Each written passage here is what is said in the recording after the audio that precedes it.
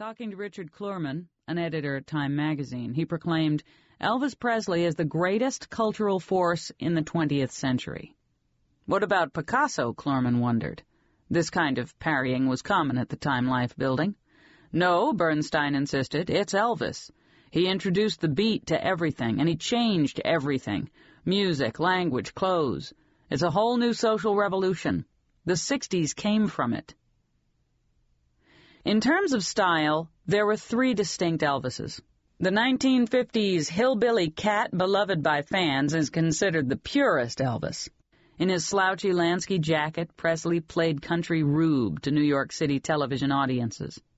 The 1960s Hollywood Elvis, on screen he plays race car drivers, roustabouts, twins, presented a more clean-cut, some would say neutered, Elvis, acceptable to middle America. And finally there was the 1970s Vegas Elvis, the glitz, the glamour, the behind-the-scenes shenanigans. Elvis is no longer the wide-eyed country boy happy to be here. Spend enough time in Oz, and you just know there is some heavy stuff going down. In Bill Ballew's hand-studded jumpsuits, Elvis is no longer a singer but the greatest entertainer in the world. He is quite simply the king of rock and roll. Elvis blew into the complacent center of the 1950s and tore them apart. Like Audrey Hepburn, Grace Kelly, and Jacqueline Kennedy Onassis, three other style icons of the 20th century, he came along at precisely the right time.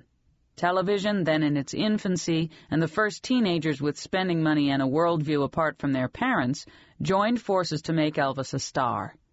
Asked why he became the phenomenon he did, Elvis said humbly, "The people were looking for something different, and I came along just in time.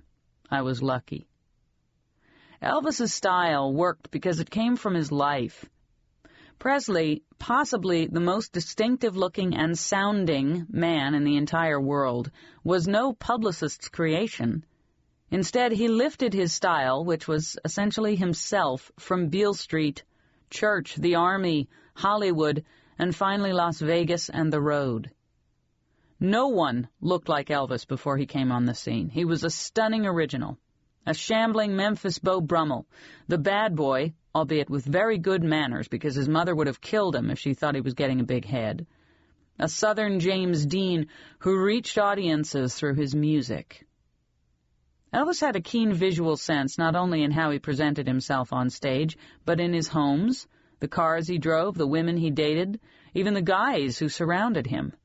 His pure idiosyncratic style was all the more remarkable because he was completely untutored. Elvis instinctively recognized the transformative power of clothing, and indeed his very life, to simultaneously draw attention to himself and set himself apart from others. Dean Martin, the level-headed, golf-addicted Rat Pack crooner Elvis idolized, also recognized this. "In a tuxedo I'm a star," he said. "In regular clothes I'm nobody." By high school, Elvis was using his wardrobe as an extension of his personality. A shy, dreamy boy with few friends and no discernible talent or ambition, he wore lace shirts when other boys his age wore khakis and madras shirts, refusing to cut his hair to play on the football team. Presley came to think of himself as a freak, set apart by the superstardom of his life and all it demanded of him. His talent was so extraordinary, his rise to fame so absolute, that nothing in his past or his family's past prepared him for it. But then again, what could possibly prepare anyone for that almost crippling kind of attention? Unlike some celebrities who hide from the public's attention, Elvis believed he owed everything to his fans. During the 1950s, whenever a teenager was reported missing, the local Memphis police checked the front gates of Graceland, in case she had run away. Elvis always stopped to sign autographs and pose for pictures, no matter how tired or busy he was, reasoning, after all, that they made it all possible. Elvis had an almost mystical relationship with his fans that continues to this day. By the end of his life, his connection with his audience was so absolute that there was no downtime for him. In the 1970s, he had his costume designer Bill Ballou designing his off-stage wardrobe as well. Unlike other public figures who made very clear delineations between their public and private lives, By then, there was no separation between Presley's professional and personal life. He was Elvis. Elvis affected history, and in turn became history, in a way that we who recognize his influence in fashion, in music, in cultural expectations, do not. Today, he is so linked with a singular moment in time that he is also a stylistic adjective, used to describe a manner of dressing, living, and even behaving. But while icons like Audrey Hepburn and Jacqueline Onassis, for example, are aspirationally associated with European couture filtered through classic East Coast style, for a time Elvis became the punchline of late-night jokes and cheesy impersonators, raucous living and zero impulse control. Except on stage or in the recording studio, to him the only places it mattered, Elvis did not have the personal discipline of Audrey or Jackie. But at the beginning of the 21st century, now that we are able to take a more studied view of Presley's extraordinary talent, which at the end of the day is what counts, really, this initial hasty opinion is finally being recast. The first thing that Elvis represents, perhaps his most compelling contribution, even today, is freedom. Total, absolute, and utter freedom. Freedom from parents, crummy jobs, school, people who don't understand you. Elvis was not part of the establishment and never wanted to be. Instead, he created his own world. A man with a childlike personal conviction to do exactly as he pleased, and the money and creative imagination to back it up, Elvis lived a life millions of people fantasize about. To do what you want, be who you want, drive, escape, live the way you want. Elvis's voice, so intimate, so pure, awakened something in those who heard it and gave them the freedom to be themselves, too. Bruce Springsteen felt it. It was like he came along and whispered some dream in everybody's ear, and somehow we all dreamed it. There is also Elvis's dark side, as necessary to his style as his voice or his Cadillacs, for his darkness offsets his vast charisma.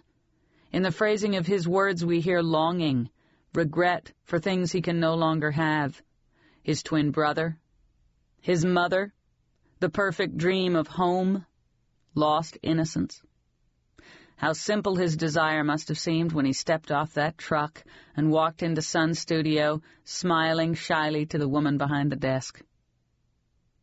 In Elvis, we hear the longing of America, those lonely whistle stops, a dog barking on a country road, a man who got on stage and sang to 20,000 who hated sleeping alone. This longing, this loss, both his and ours, the endless search to fill it, built this country.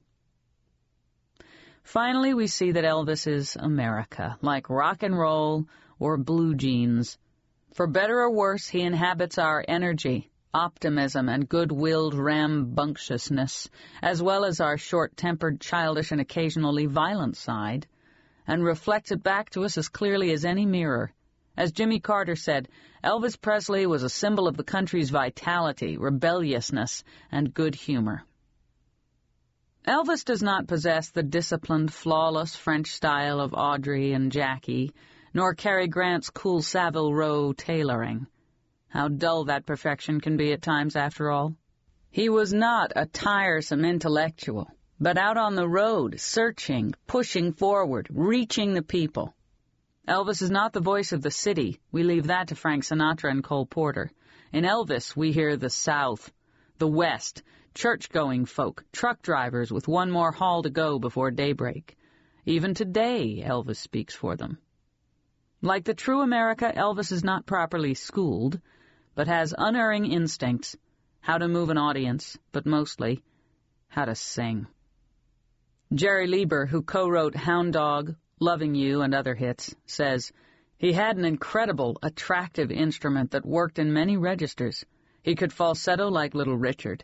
He could sing. The equipment was outstanding. His ear was uncanny. His sense of timing was second to none. Elvis singing to us. How intimate. Like love, how trusting, that voice in your ear, leading you through the dark. Our modern prayer. Through his songs and through his life, he can... Para seguir escuchando este audiolibro gratuitamente, haz clic en el enlace de la descripción y podrás escucharlo completo sin coste gracias a la prueba de 30 días de Audible.